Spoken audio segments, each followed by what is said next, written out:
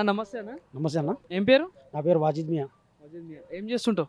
నేను social work ఇది so ఇక్కడ లోకలేనా? Local sir. ఇది ఏరియా తాండూరు. తాండూరు కదా, రైట్. సో ఇది మన చేవెళ్ళ పార్లమెంట్ కిందకి వస్తుంది కదా. చేయలేదు.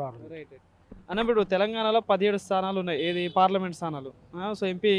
సో ఇక్కడ చేవెళ్ళ పార్లమెంట్ నుండి చూసుకుంటే మరి ఇక్కడ ఎవరు గెలిచేటట్టు ఉంది? ఇక్కడ రంజిత్ రెడ్డి సార్ గెలుస్తారు. కాంగ్రెస్ పార్టీ. ఎందుకు రంజిత్ రెడ్డి ఎందుకు గెలవాలి? కాంగ్రెస్ పార్టీ ముఖ్యంగా నిరుపేదల కోసము చాలా మంచిగా సర్వీస్ ఇస్తుంది. 6 గ్యారెంటీల మీద అయితే నమ్మకం అయింది చాలా మందికి.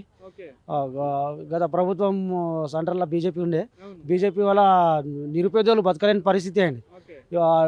వడ్డీల రేట్లు కానీ, జిఎస్టీ రేట్ కానీ, పెట్రోల్ ధరలు, గ్యాస్ ధరలు, నిత్యావసర ధరలు అన్నీ పెరగడం వల్ల నిరుపేదవాడు బతకలేని పరిస్థితిలో ఉన్నాడు. అందుకే కాంగ్రెస్ నిరుపేదల కోసం మంచి సంక్షేమాలు చేస్తున్నదని పేద ప్రజలందరూ కాంగ్రెస్నే కోరుకుంటున్నారు. సో మరి ఇక్కడ చేవెళ్ళ పార్లమెంట్ నుండి చూసుకుంటే ప్రధానంగా మీ తాండూరు. సో ఇక్కడ ఎట్లా ఉంది మరి పరిస్థితులు ఎట్లా ఉంటాయి అభివృద్ధి విషయంలో చూసుకుంటే?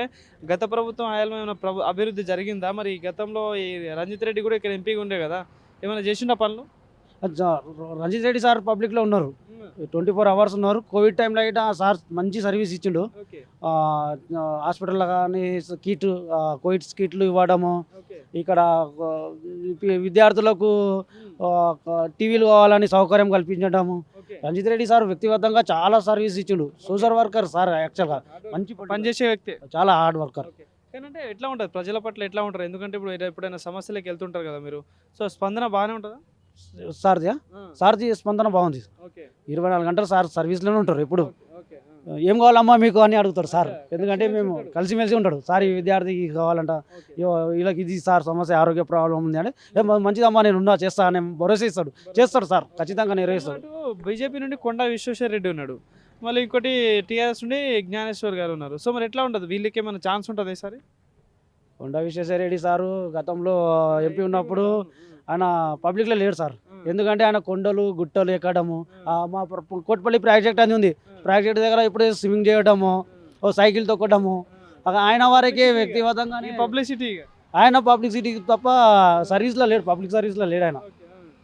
సో మరి పోటీ ఎట్లా ఉంటుంది అంటారా ఈ ముగ్గురు మధ్యలో? టఫ్ ఫైట్ ఉంటుందా లేదా ఈజీగా గెలుస్తాడా? రంజిత్ రెడ్డి సార్కి మెజారిటీ పీపుల్స్ కోరుకుంటున్నారు. పబ్లిక్ కావాల్సింది ఏంటి? సర్వీస్.